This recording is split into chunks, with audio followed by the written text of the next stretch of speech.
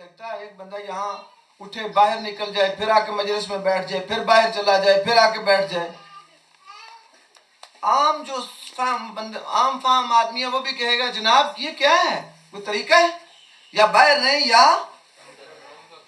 अंदर आ जाए। ये क्या, कभी बाहर जाते हैं, कभी अंदर आते हैं, कभी बाहर जाते हैं, कभी अंदर आते हैं, कभी मुसलमान बन जाते हैं, कभी काफिर बन जाते हैं, कभी मुसलमान बन जाते हैं, कभी काफिर बन जाते हैं। ऐसा मुसलमान अल्लाह को पसंद।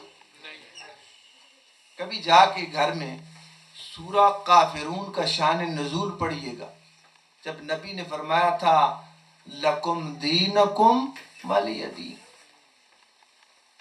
जब कुछ कुफार को जो है अल्लाह के नबी ने दावत दी तो उन्होंने आके अर्ज की कि जनाब हम इस्लाम कबूल तो करते हैं लेकिन हमारी कुछ शर्तें हैं। जी क्या शर्तें हैं? ये रोजे नहीं हमसे रखे जाते, ये बहुत मुश्किल काम है, रोजे नहीं हमने रखने। नबी खामोश हैं। और ये ज़कात भी हमने कोई नहीं निकालनी, नबी खामोश हैं। कहते हैं ये जो 5 वक्त आप नमाज पढ़ते हैं ना,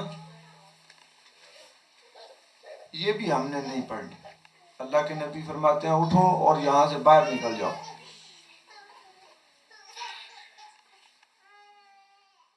कि जब तुम नमाज भी नहीं पढ़ोगे तो तुम्हारा पता कैसे चलेगा तुम मुसलमान हुए भी हो या नहीं। तवज्जो फरमा रहे हैं आप साहब।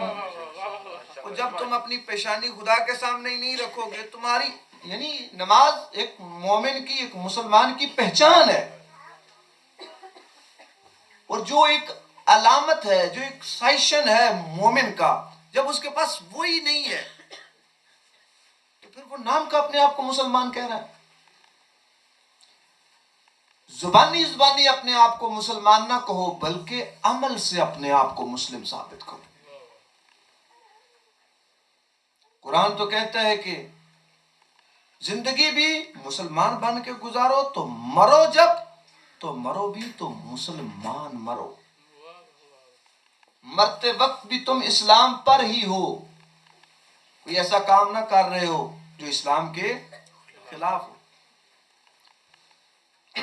तो अपनी पूरी जिंदगी का, अपने दिन रात का हिसाब करो। कहीं ऐसा तो नहीं कि मैं 10 काम यजीद के मर्जी के करता हूं और 10 काम जो है वो हुसैन की मर्जी के करता हूं, तो फर्क क्या रह गया? वहीं के वहीं खड़े रहे हो। हुसैन तो हरकत देने का नाम है, बुलंदी की तरफ ले जाने का नाम है, ना ये कि तुम्हें जमूद में मुब्तला कर दे कि तुम एक ही जगह पर पड़े रहो।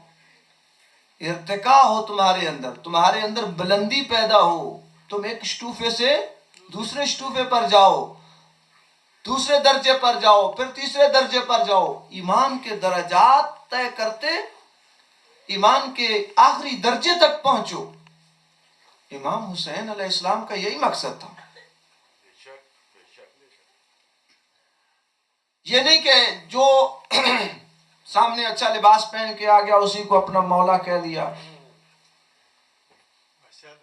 उसी को अपना आका कह दिया, बल्कि पहचान करो। इमाम फरमाते हैं कि मैं उम्मत की इस्लाह के लिए निकला हूं, क्योंकि उम्मत के दिमाग में बिगाड़ आ गया है, उम्मत बिगड़ गई है। अगर उम्मत सही होती तो यजीद जैसे को अपना हाकिम और पेशवा क्यों चुनती? तो फरमा रहे हैं आप साहिबा, जो जाग रहे हो नारा हैदरी, सलवात पर मोहम्मद वाला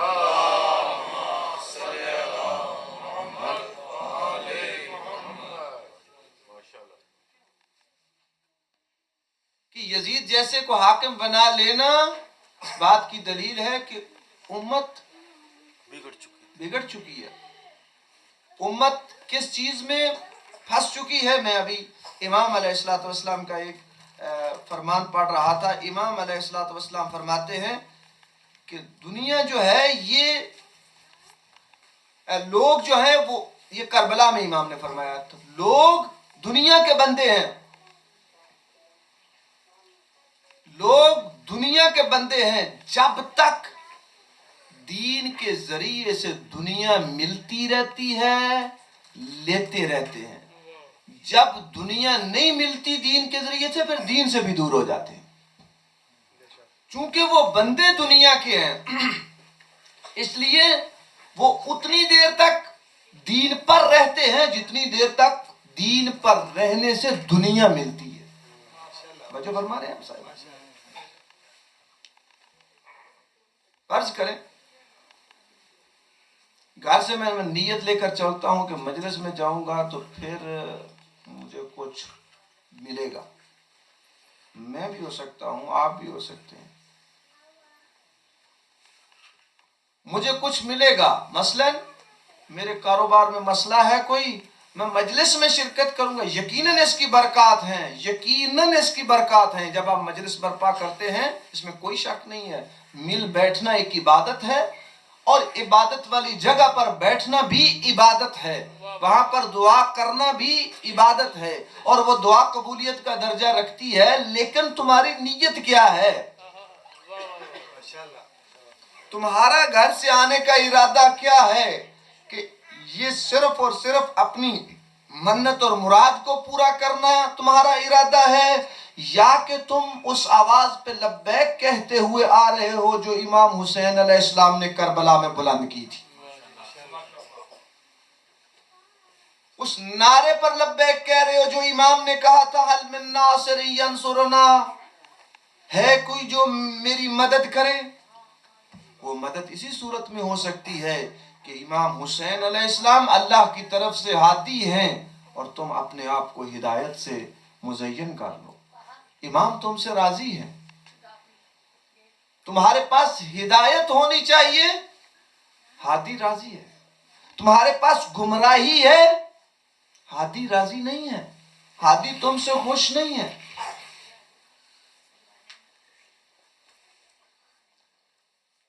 میرے دوستو عزیزو، نوجوان بھی یہاں پر تشریف فرما ہے. تعلیم حاصل کرنا ہر مسلمان مرد اور عورت پر فرض ہے. تعلیم حاصل کریں، جہاں بھی جائیں تعلیم حاصل کریں. علم مومن کی گمشدہ چیز ہے، جہاں سے ملے لے لو. یہ مومن کی چیز ہے، یہ مومن کا گمشدہ خزانہ ہے، لے لے، جہاں سے بھی ملے لے لے. لیکن کہیں ایسا نہ ہو علم حاصل کرتے کرتے تم گمراہی میں پڑ جاؤ، علم حاصل کرتے کرتے تم غلط راستے پر چلے جاؤ. اپنے پیروں کو زمین میں مضبوطی سے گاڑ دو کہ سخت سے سخت اور تیز سے تیز ہوائیں تمہیں اپنی جگہ سے ہلا نہ سکیں، تیرے قدموں کو ہلا نہ سکیں. اس طرح مضبوطی سے جاؤ. کیونکہ جب نوجوان پڑھنے کے لیے جاتے ہیں تو ظاہر ہے وہاں پر لڑکے اور لڑکیاں اکٹھے رہتے ہیں، اکٹھے پڑھتے ہیں. تو ایسا نہ ہو کہ نوجوان جو ہیں وہ اسلام کو بھول جائیں اور غلط راستے کی طرف چلے جائیں. تمہارا اللہ تمہیں تمہاری فطری خواہش کو پورا کرنے کا راستہ بتاتا ہے. اگر تم اپنی فطری خواہش کو جائز طریقے سے پورا کرو تو وہی عبادت ہو جاتا ہے. لیکن اگر تم اپنی فطری خواہش کو غلط طریقے سے پورا کرتے ہو، بغیر نکاح کے مثلا کسی لڑکی کے ساتھ تعلق رکھتے ہو، یا لڑکی کسی لڑکے کے ساتھ تعلق رکھتی ہے، گناہ ہو جائے گا. کیوں درمیان سے خدا کو نکال دینا؟ کیوں درمیان سے دین کو نکال دینا؟ اگر تم درمیان میں دین کو رکھو گے وہی عبادت ہے. صلوات پر محمد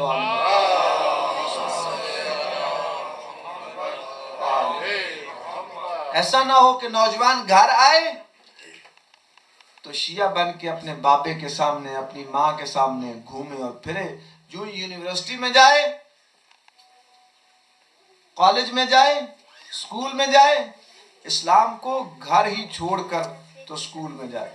تو تم خاک لوگوں کو مسلمان کرو گے، تم خاک لوگوں کو اسلام کی طرف دعوت دو گے. جب تم امام حسین علیہ السلام کے شیدائی ہو، جب تم ان کے موالی ہو، جب تم ان کے ماننے والے ہو. ایک ہوتا ہے ماننا، ایک ہوتا ہے موالی ہونا. موالی سے مطلب بعض اوقات دو لیے جاتے ہیں. ایک ہے محبت رکھنا، ایک ہے ان کی ولایت کو مانگنا، ان کی ولایت کو تسلیم کرنا۔ انما ولیکم اللہ ورسولہ والذین آمنوا الذین یقیمون الصلاۃ ویؤتون الزکاۃ وہم راکعون۔ اللہ تمہارا ولی ہے، رسول تمہارے ولی ہے، اور وہ بھی تمہارے ولی ہیں جو نماز قائم کرتے ہیں اور حالت رکوع میں زکوٰۃ دیتے ہیں، وہ بھی تمہارے ولی ہیں۔ یعنی تم اپنے اوپر امام کو اپنا ولی ہے، سرپرست، وہ تمہارا آقا ہے، وہ تمہارا مولا ہے۔ کئی سارے جو ہے ہمارے دوسرے برادران وہ کہتے ہیں ہم بھی علی کو مانتے ہیں، ہم بھی علی سے محبت رکھتے ہیں، ہم بھی اہل بیت کو مانتے ہیں۔ اہل بیت کو ساری دنیا مانتی ہے، ان کی علمیت کو، ان کی شجاعت کو، ان کے تقوی کو، ان کی پرہیزگاری کو، ان کے زہد و تقوی کو ساری دنیا جو بھی تاریخ سے آگاہ ہے وہ مانتے ہیں کہ علی اپنے زمانے کا شجاع انسان تھا، علی اپنے زمانے کے یعنی متقی انسان تھے، سب سے زیادہ زہد و تقوی، سب سے زیادہ علم، سب سے زیادہ شجاعت۔ کئی ایک لوگوں کا یہ کہنا ہے کہ علی اپنے زمانے کا شجاع ترین انسان، بہادر ترین انسان، متقی ترین انسان تھے اپنے زمانے کے، ان کے پائے کا اپنے زمانے میں بعد از رسول کوئی بھی نہیں تھا۔ لیکن دشمنی بھی تھی، دشمنی بھی رکھ رہے ہیں، یعنی علی کی فضیلت کا اقرار کر لینے سے محبت نہیں آ جاتی، محبت آتی ہے، محبت کے بعد دوسرا کام ہے کہ ان کی ولایت کو تسلیم کرنا۔ جو رسول اسلام فرماتے ہیں کہ اگر کوئی شخص حضرت نوح علیہ السلام جتنی زندگی رکھتا ہو، لو ان عبدا عبد اللہ مثل ما قام نوح فی قومه، حضرت نوح علیہ السلام جتنی زندگی رکھتا ہو اور پوری زندگی اللہ کی عبادت میں صرف کر دے، اور 1000 حج پیدل کرے، اود کی پہاڑی کے برابر سونا چاندی خدا کی راہ میں خیرات کرے، کتنی بڑی بات ہے۔ آج لوگوں کو کہیں کہ اسلامی جو اشتویا ہے تمہارا وہی نکال دو، خمس اور زکوٰۃ کا حساب کر لو، تو لوگ جو ہے نا بتاتے ہی نہیں ہے کہ ہمارے پاس کتنا ہے۔ ویسے اشتویا براٹر کے پاس بڑے توجہ سے جاتے ہیں، ادھر جا کے حساب کتاب، چونکہ ادھر دینا پڑتا ہے بندے کو حساب کتاب، لیکن جو اسلامی اشتویا ہے اس کی طرف کم ہی توجہ ہے۔ زکوٰۃ اور خمس بہرحال آپ نے اس کا حساب کرنا ہے، وہ واجب ہے، اور جس نے واجب کیا ہے وہ تم سے واقف ہے کہ تمہارے پاس کتنے پیسے ہیں۔ ویسے جو اسلامی اشتوئے کا حساب کرنے والا ہے اس کے پاس بھی جانا چاہیے، اس کو کہنا چاہیے میرے پاس اتنے پیسے ہیں، ذرا حساب کر کے بتاؤ اس میں خمس ہے۔ صلوات بات محمد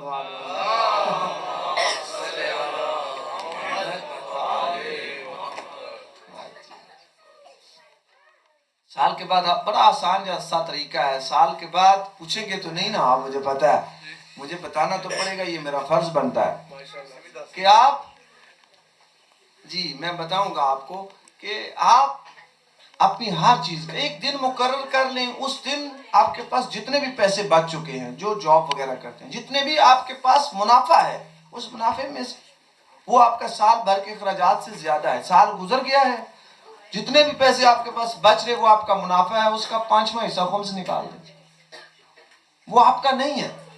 اگر آپ اس کو اس کے اندر رکھتے ہوئے صرف کریں گے، آپ نہیں کر سکتے، حرام ہے، آپ اس میں سے استعمال نہیں۔ اگر آپ اس میں سے کپڑے خریدتے ہیں، اگر آپ اس میں سے کوئی ایسی چیز خریدتے ہیں سال کے بعد،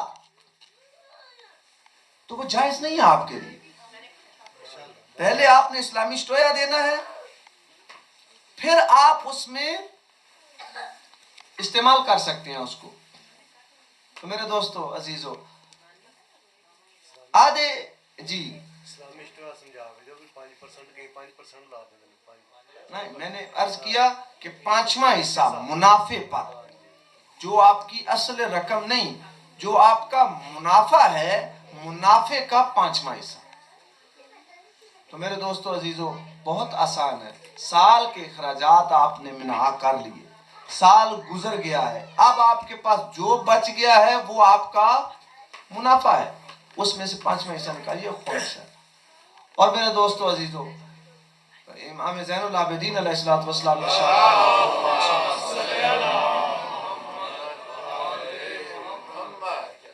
کہ وہ دعائیں جو ہم تمہارے لیے کرتے ہیں، خمس کو روک کر ہماری وہ دعائیں نہیں روکو۔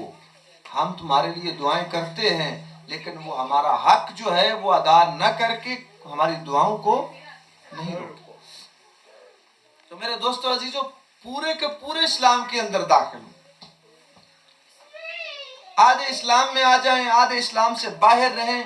کسی نبی کا مقصد یہ نہیں تھا کہ امت ایسی ہو جائے، کسی امام کا مقصد یہ نہیں تھا کہ امت ایسی ہو۔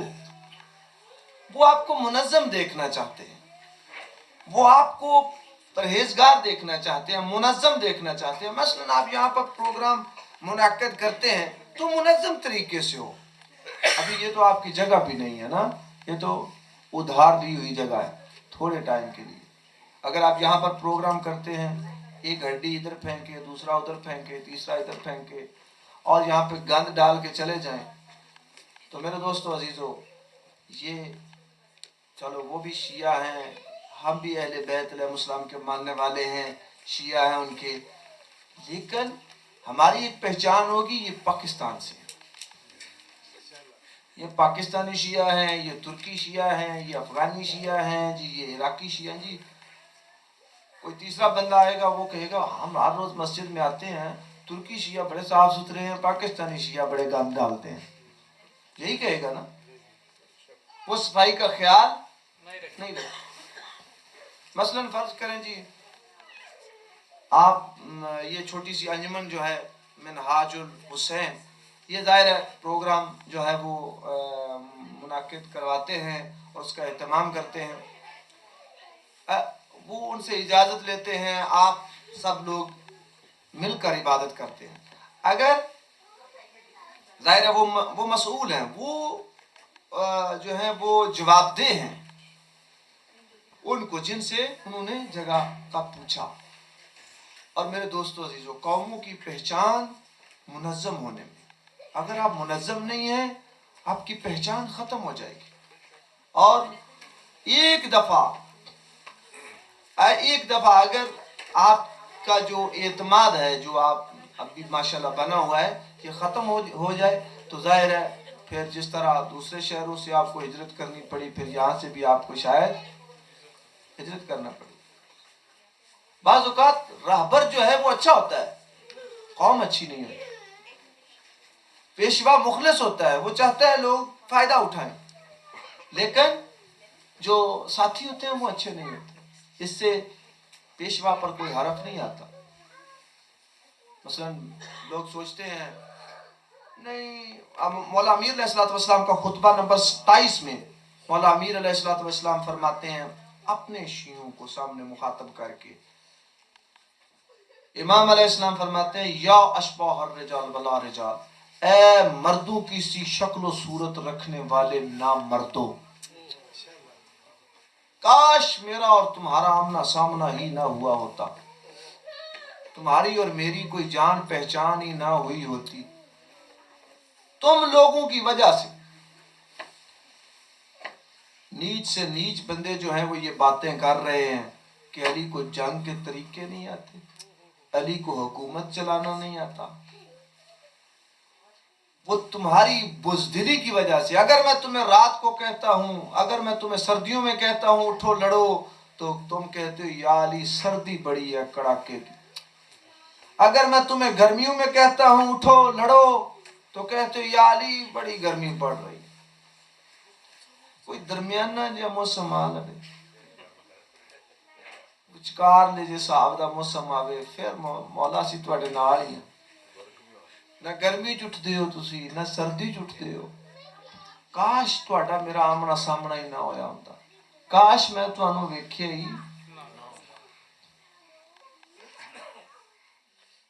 کہ تمہاری وجہ سے لوگ علی کے بارے میں باتیں کر رہے ہیں، جبکہ مولا نے تو حاکم شام کو کہا تھا کیوں لوگوں کو مروا رہے ہو، لوگوں کو ایک طرف رکھ دو، تم بھی آ جاؤ میں بھی آ جاتا ہوں، دونوں لڑ لیتے ہیں اور حساب کتاب کر لیتے ہیں، پتہ چل جائے گا کون حق پر ہے اور کون باطل پر ہے۔ بہرحال علی خود تو شجاع تھے، لیکن کبھی کبھی امت کی وجہ سے امام کو تلوار نیام میں رکھنا پڑتی۔ مجھے انصاف سے بتائیں، اس مولا امیر علیہ السلام کی 25 سال کی جو خاموشی ہے، اگر شیعان ساتھ ہوتے تو امام خاموش نہ رہتے۔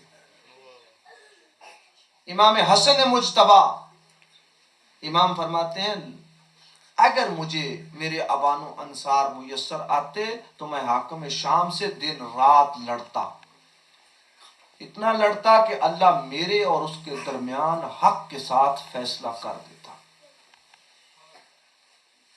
لیکن میرے ساتھ میرے اوان و انصار نہیں تھے۔ امام حسین علیہ السلام بار بار یہ پکار رہے ہیں، اگرچہ احادیث میں یہ چیز موجود ہے کہ امام حسین علیہ السلام جو ہیں ان کے بارے میں رسول خدا صلی اللہ علیہ وسلم نے پہلے خبر دے دی، فرشتے کے ذریعے سے یہ پیغام آ گیا، لیکن دوسرا سوال یہ ہے کہ اگر امام حسین علیہ السلام کو یزید دستبردار ہو جاتا، کہتا آئیے حکومت آپ کی ہے، تو امام حکومت لیتے یا نہ لیتے؟ یا اگر جنگ کے وقت امام فاتح ہو جاتے، مثلا فاتح ہونے سے مطلب یہ ہے کہ ظاہری شکست اس کو ہو جاتی، اور امام علیہ السلام حکومت لے لیتے یا نہیں لیتے؟ یہ سوال ہے۔ یقیناً امام لیتے۔ اگر بہت زیادہ تعداد میں لوگ امام کا ساتھ دیتے تو امام مزید قیام کرتے یا نہیں کرتے؟ امام کرتے، مزید قیام کرتے۔ آیت اللہ خمینی رحمۃ اللہ علیہ نے کربلا کے ذریعے سے ہی انقلاب برپا کیا تھا ایران میں، کربلا کے ذریعے سے، کربلا کی پہچان کروا کے لوگوں کو، اس کی معرفت کروا کے لوگوں کے اندر ایک جذبہ بیدار کیا تھا کہ کربلا صرف اور صرف یہ نہیں ہے کہ امام وہاں پر نعوذ باللہ من ذالک مرنے کے لیے گئے تھے، امام حسین علیہ السلام ایک مشن لے کر گئے تھے۔ امام فرماتے ہیں انما خرجت لطلب الاصلاح فی امت جدی، میں امت کی اصلاح کرنا چاہتا ہوں۔ امام فرماتے ہیں انی لم اخرج اشرا ولا بطرا ولا مفسدا ولا ظالما، انما خرجت لطلب الاصلاح فی امت جدی، میں کوئی فساد کے لیے نہیں نکلا ہوں، میں کوئی دہشت گردی کے لیے، کوئی شر پھیلانے کے لیے میں نہیں نکلا ہوں، میں کوئی ظلم کرنے کی نیت سے میں گھر سے نہیں نکلا ہوں، انما خرجت لطلب الاصلاح فی امت جدی، میں تو اپنے جد کی امت کی اصلاح کرنے کے لیے، اريد ان آمر بالمعروف، یہ امام کے نعرے ہیں، میں یوں کہوں آسان لفظ، یہ امام کا نعرہ ہے جو امام علیہ السلام نے نکلتے وقت لگایا کہ یہ میرا نعرہ ہے، کون اس پہ لبیک کہے گا، کون جواب دے گا اس پر؟ کیا مقصد ہے؟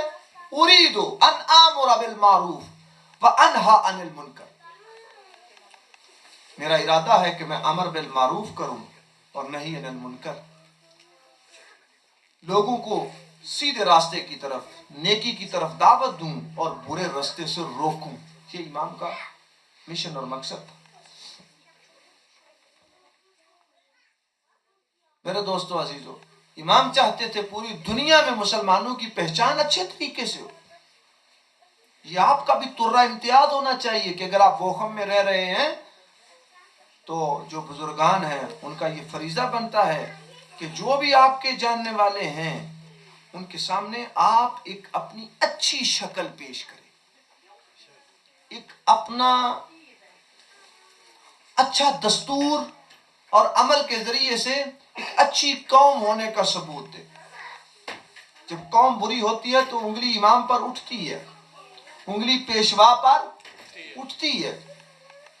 اگر میں یا علی کہہ کے برا کام کرتا ہوں تو لوگ علی کے بارے میں سوچیں گے، اگر میں یا حسین کہہ کے شراب پیتا ہوں، برا کام کرتا ہوں، تو لوگ امام حسین علیہ السلام کے بارے میں سوچیں گے۔ جنہوں نے کتاب اٹھا کے نہیں پڑھنا، جنہوں نے صرف شیعہ کو دیکھنا ہے کہ یہ کیا کر رہا ہے، یا حسین کہتا ہوا جا رہا ہے، کرتا کیا ہے، اس کا اٹھنا بیٹھنا، اس کے دوست احباب، اس کا رہن سہن کیسا ہے، اس سے وہ اندازہ لگائیں گے کہ یہ ماموم جب ایسا ہے تو امام بھی ایسا ہی ہوگا۔ بہت دیر پہلے میں نے ایک تاریخی بات آپ کی خدمت میں عرض کی تھی کہ مولا امیر علیہ السلام کے خلاف حاکم شام نے یہ پروپیگنڈا کیا تھا شام کے اندر کہ اپنے تیار کردہ لوگ گھروں کے اندر داخل کرنا، جو نقاب پوش ہوتے تھے، لوگوں کے گھروں میں ڈاکے ڈالتے تھے، چوریاں کرتے تھے، لوگوں کو قتل کرتے تھے، اور جب پوچھنے والے پوچھتے تم کون لوگ ہو تو کہتے تھے ہم علی کے شیعہ ہیں۔ جو نماز نہ پڑھتے تھے، جو روزہ نہ رکھتے تھے، جو بے حیائی عام کرتے تھے، جب پوچھا جاتا کون ہو تو ہم علی کے شیعہ ہیں۔ اور مولا امیر علیہ السلام کے بارے میں شام کے اندر یہ بات مشہور ہو گئی کہ علی اور اس کے شیعہ نہ نماز پڑھتے ہیں نہ روزہ رکھتے ہیں، ان کو دین سے کوئی سروکار نہیں۔ اور جب مولا علی علیہ السلام کو ضرب سجدے کی حالت میں لگی، نماز کی حالت میں، تو اس وقت یہ خبر شام میں جب پہنچی تھی تو عورتوں نے اپنی حیرت سے اپنی انگلیوں کو منہ میں ڈالا اور کہا کہ ہیں علی نماز بھی پڑھتے تھے، ہمیں تو آج پتہ چلا کہ علی نماز پڑھتے ہیں۔ علی مسیتی کے کرن گیا سی مسجد میں ان کا کیا کام؟ ہم نے تو ان کے چاہنے والوں کو ادھر کبھی مسجد میں دیکھا نہیں ہے۔ کہیں ایسا نہ ہو کہ تم میں کوئی جوان جو ہے وہ ایسے لوگوں کے ہتھے چڑھ جائے کہ جو آج کل یہ نعرہ بلند کر رہے ہیں۔ مثلا ایک عزیز سے بات ہو رہی تھی، اس کو میں نے کہا حضرت علی علیہ السلام امام ہیں، وہ رب نہ ان کو کہا کرے، تو اس نے کہا جناب میرا عقیدہ تو یہ ہے کہ علی ربوں کے بھی رب ہیں۔